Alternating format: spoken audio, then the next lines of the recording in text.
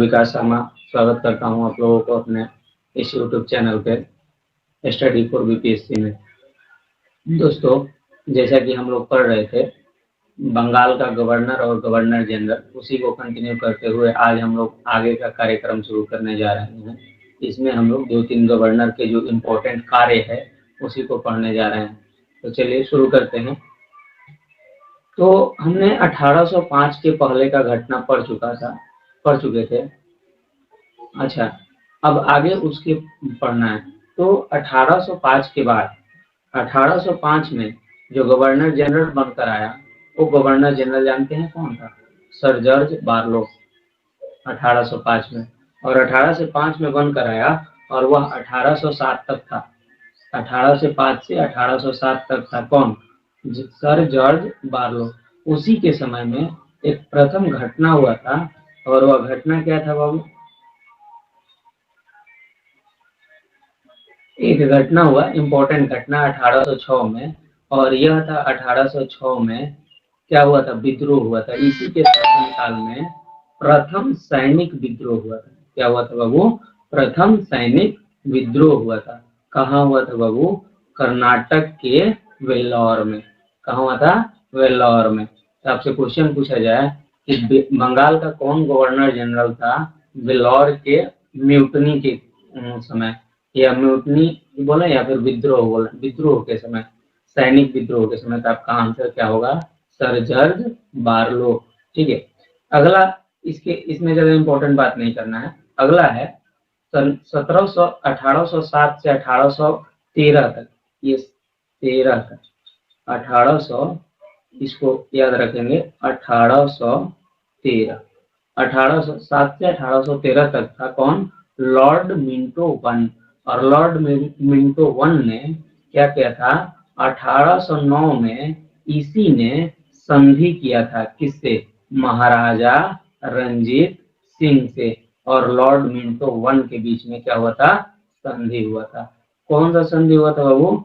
अमृतसर का संधि। कौन सा संधि? तो आपसे पूछा जाए कि 1809 में अमृतसर का संधि किसके शासनकाल में हुआ था? या बंगाल का गवर्नर जनरल उस समय कौन था? तो क्या बताएंगे? लॉर्ड मिंटो वन था। महाराजा रंजीत सिंह कौन थे? तो पंजाब का राजा हुआ करते थे महाराजा रंजीत सिंह। ठीक है, आगे चलते हैं। इसका अगला है लॉर्ड हेस्टिंग।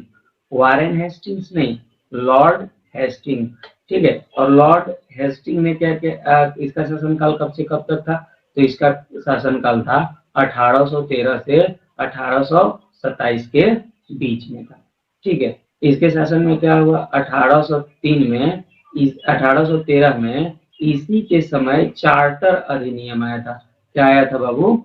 चार्टर अधिनियम। ये सब बात करेंगे हम लोग पॉलिटी में कि चार्टर अधिनियम क्या था या इसका प्रावधान क्या क्या था। एक बार मेरा मॉडर्न हिस्ट्री पूरा खत्म हो जाए उसके बाद ये सब भी पढ़ेंगे, पॉलिटी भी पढ़ेंगे। ठीक है, तो आगे चलते हैं। तो इसी के समय 1813 में चार्टर अधिनियम आया और 1817 से 1800 के बीच में, 1818 के बीच में, 1817 से 1818 के बीच में क्या हुआ था? इसी ने पिंडारियों का दमन किया था। तो मुझे जब पिंडारियों का दमन किसने किया था? तो लॉर्ड हेस्टिंग्स के द्वारा किया गया। चलिए आगे आता है लॉर्ड कौन है बाबू? लॉर्ड एम्सहर्ट। लॉर्ड एम्सहर्ट, इसका शासनकाल कब से कब था? तो इसका शासनकाल था बाबू 1813 से 1828 तक।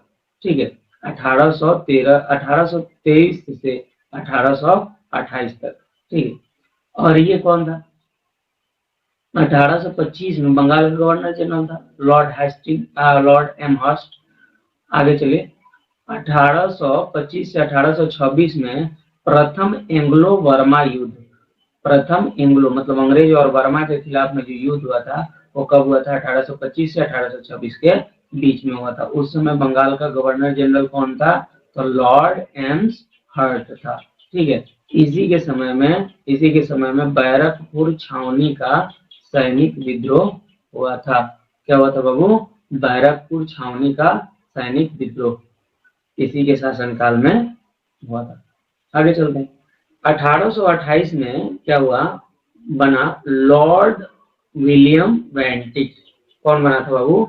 Lord William वेंटिक। क्या बना था? बंगाल का गवर्नर जनरल और लॉर्ड विलियम वेंटिक बना था। और ये बंगाल का अंतिम गवर्नर था, गवर्नर जनरल था। बंगाल का कौन सा था? अंतिम गवर्नर जनरल था। और भारत का पहला गवर्नर जनरल, ये इंपॉर्टेंट है, भारत का पहला गवर्नर जनरल कौन था? Lord William वेंटिक।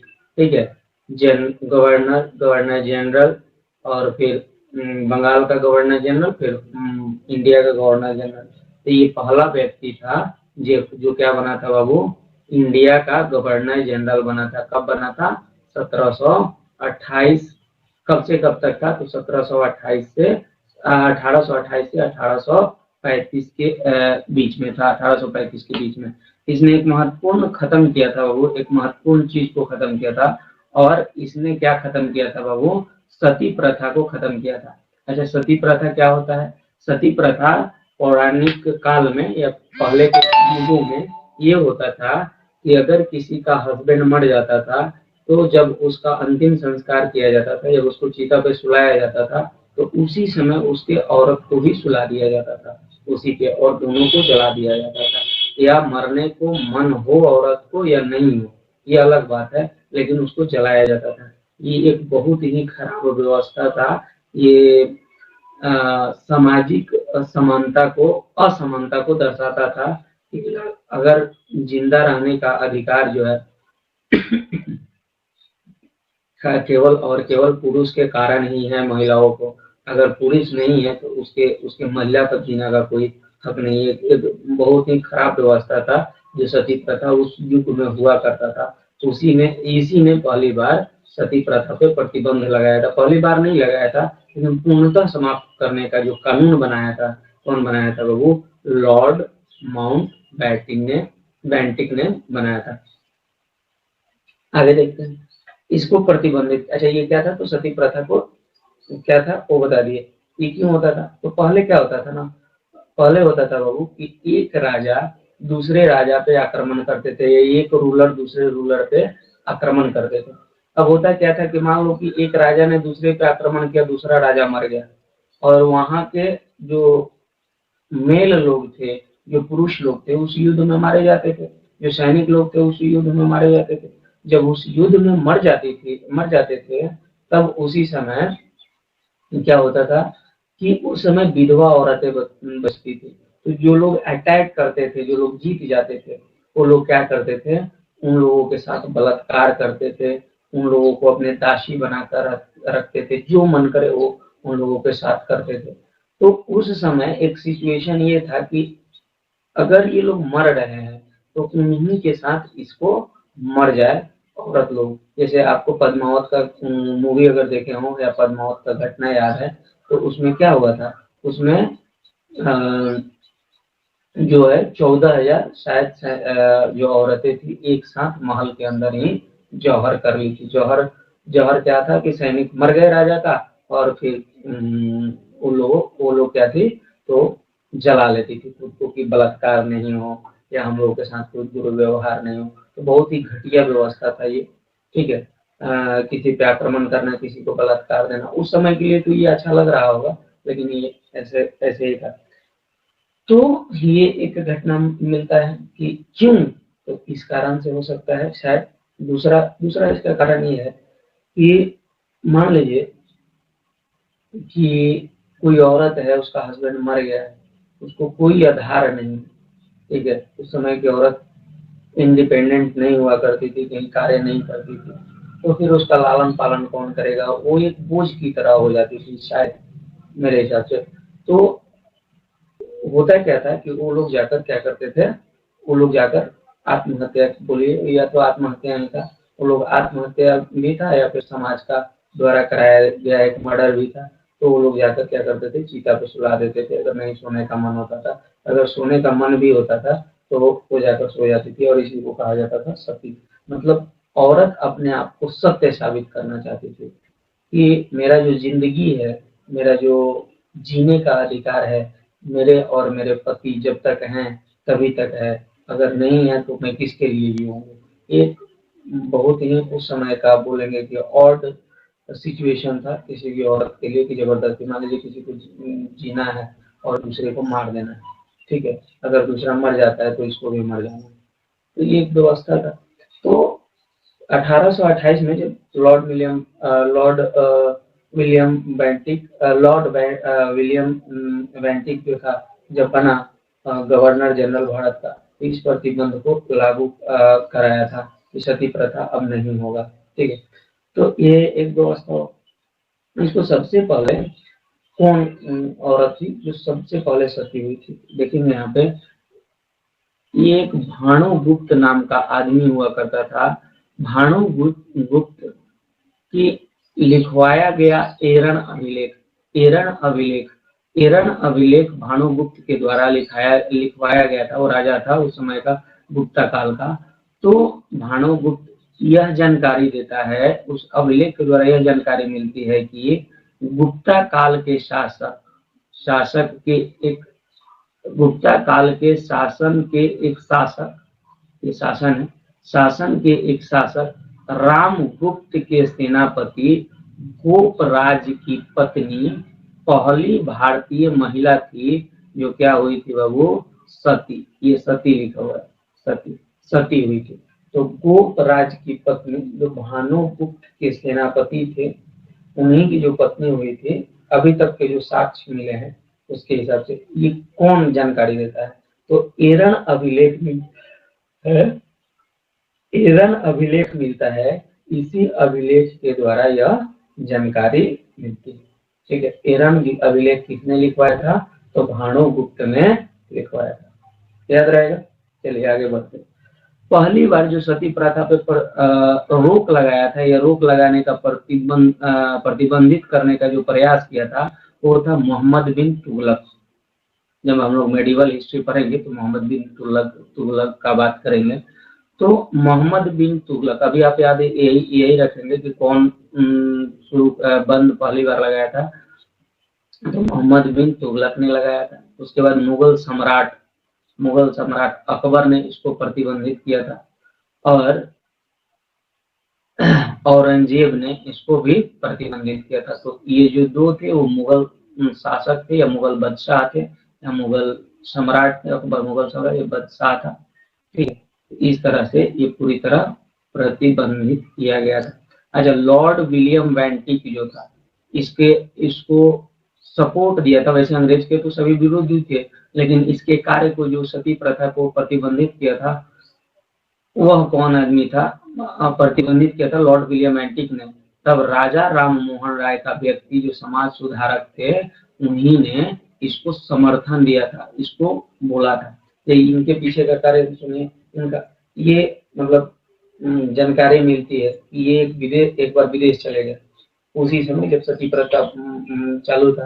तो जब विदेश गए तब तक इनके भाई का मृत्यु हो गया, और इनकी जो भाभी थी उनको समाज वालों ने जबरदस्ती मिलकर उनके चिता पे सुला दिया और उनको मार डाला, ठीक है। जब ये विदेश से आए तो ये इनको जानकारी मिली, तो उस दिन इनको अनुभव हुआ कि ये बहुत बड़ा एक समाज में चल रहा दुष्प्रभाव है या खराब चीज है, जिसको खत्म करना जरूरी है। तो ये कितने गवर्नर जनरल से मिले, कितने बार आंदोलन किए, तब जाकर लॉर्ड विलियम बेंटिक ने बोले कि अगर ऐसा समझा जाए तो अगर सती प्रथा प्रतिबंधित करना एक आग है, तो वो आग अगर किसी ने लगाया था तो लगाया था राजा राम मोहन राय, कि इसको प्रतिबंधित करो, ये समाज के औरतों के खिलाफ या फिर एकता समानता के खिलाफ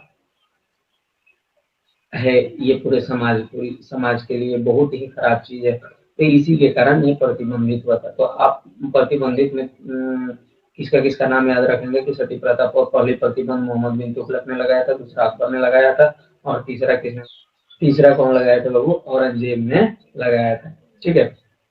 आगे चलिए, तो इसमें सपोर्ट किसने दिया था, तो बंगाल के एक समाज सुधारक थे राजा राम मोहन राय, इन्हीं ने इसको समर्थन दिया था, ठीक है।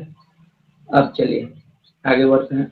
तो लॉर्ड विलियम बेंटिक ने एक एक्ट पास किया, रेगुलेशन एक्ट 1829, और यही एक्ट पास किया गया जिसके बाद भारत में पूरी तरह सती प्रथा को, ये सती लिखा हुआ है, सती प्रथा को प्रतिबंधित कर दिया गया। तो आपको पूछा जाए किस अधिनियम के तहत, आप क्या बताएंगे? एक्ट 1829 या अधिनियम या रेगुलेशन एक्ट 1829। तो क्या बताएंगे? तब आप बताएंगे रेगुलेशन एक्ट 1829। मतलब क्या हुआ कि अधिनियम या रेगुलेशन कानून कौन सा? 1829। इसी के कारण ये पूरा का पूरा क्या हुआ था बाबू?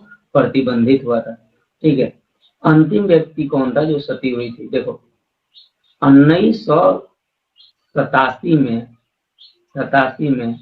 राजस्थान का एक सरकार के द्वारा, राजस्थान के सरकार के द्वारा ये सती लिखा हुआ है, सती, ये राजस्थान के सरकार के द्वारा सती अधिनियम कानून पारित किया गया। मतलब जो असेंबली है, राजस्थान का असेंबली, तो इस असेंबली के द्वारा क्या किया गया था बाबू? 1987 में सती अधिनियम पारित किया गया, जिसको 1788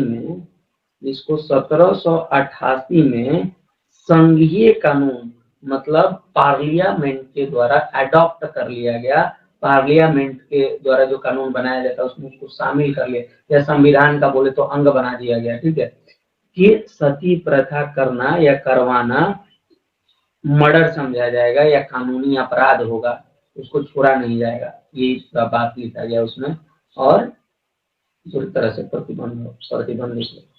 देखो राजस्थान के एक सीकर जिला है, इसी सीकर जिला में एक राजपूत परिवार की लड़की थी जिसका नाम था रूप। क्या नाम था बाबू?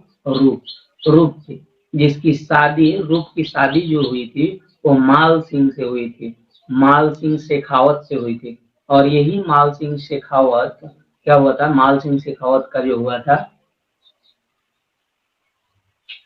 माल सिंह शेखावत का तबीयत खराब होने से उसका मृत्यु हो गया। लंबी उसका तबीयत खराब रहा था, तो उसका मृत्यु हो गया। कब मृत्यु हुआ? तो 3 सितंबर 1987 को जब यह मर गया, माल सिंह शेखावत की मृत्यु हो गई, तब 4 सितंबर 1987 को उसी चिता पर जबरन रूप को जला दिया गया। मतलब सोचो 1829 में पारित किया गया था लॉर्ड विलियम बेंटिक के द्वारा, फिर से यह एक्ट रद्द करके पारित करना पड़ा राजस्थान सरकार के द्वारा। फिर राजस्थान सरकार के द्वारा बनाए कानून को भारत सरकार के द्वारा अडॉप्टेशन किया गया, या कानून में अपने कानून संविधान का अंग बना दिया गया। ध्यान देना, जो आपसे पूछा जाए रूप, उसके हस्बैंड का क्या नाम था? तो माल सिंह शेखावत। ठीक है, कब मरा था? तो 3 सितंबर 1987 को। और इसी के मरने के बाद राजस्थान के कौन से जिले से राजस्थान के सरकार ने क्या सती अधिनियम को पारित किया था? ठीक है, और रूप जो थी वो अंतिम सती महिला थी। कौन थी बाबू? अंतिम सती महिला। ठीक है, तो इस तरह से कुछ कार्य जो थे लॉर्ड विलियम बेंटिक का, यहाँ तक हम लोग करते हैं आज के क्लास के ही समापन। और भी इसके कुछ कार्य बचे हुए हैं, जिसको मैं थोड़े ही देर बाद आज ही इसी लेक्चर में कहूँगा। तब तक के लिए मेरे लेक्चर को देखते रहिए। अगर आपको अच्छा लगे मेरा कंटेंट तो लाइक, सब्सक्राइब और शेयर करते रहिए, और मेरे साथ बीपीएससी का तैयारी करते रहिए। बीपीएससी एक दिन जरूर निकलेगा।